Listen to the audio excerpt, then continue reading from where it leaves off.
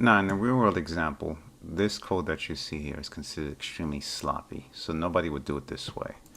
The whole idea of being able to put the data types here is to keep this as clean as possible so your code down here won't be cluttered. So for example, in the real world I might have something like string here, and this will be a float.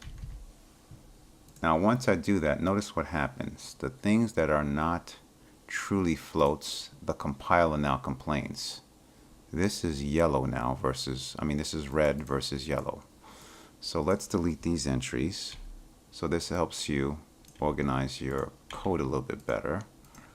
Let's save that. So right now we have salary, which is good. Name is not going to be a valid anymore. Let's see. Age is good. Mileage good, and mileage 2 will be no good anymore.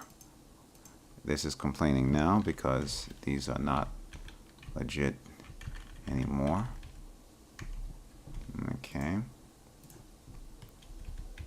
And now that I know they're all floats here, what I can do now here is I don't need the if statement. I don't need to check anything anymore because I know they're all floats.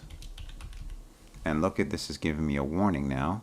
Okay, it's saying current row is not used, but because now I know that all of these are floats, okay, I shouldn't declare it as an object. I should be able to declare this as float and float, okay, because I know they're floats.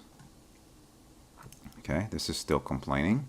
Oh, the mere fact I changed this to float, this means this will return a float now. If I move my mouse over to get, okay, even though it doesn't say the word float here, this now can handle a float. And again, the reason it returns a float here is because this is the key, this is the value. So if I change this diagram a little, 4,000, okay, just to match what we have here.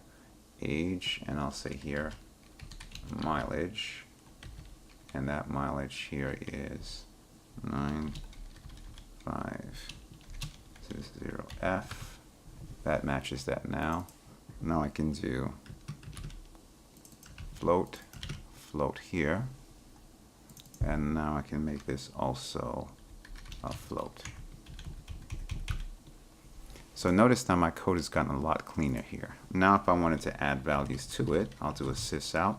No downcasting is needed. I'll say here current row, and I'll add 10 to each of them. Okay, that should add 10 to each row. Notice I can do my calculations. So first I started here from the top, made it a float. Therefore everything here in the value had to be a float. Okay, no need to declare this as objects anymore because this will now return a float, which is exactly what we need. So we can just handle numbers. And now I have a float array, and then I should be able to iterate nice and easy. No checking data types, no downcasting. My code becomes cleaner. Okay.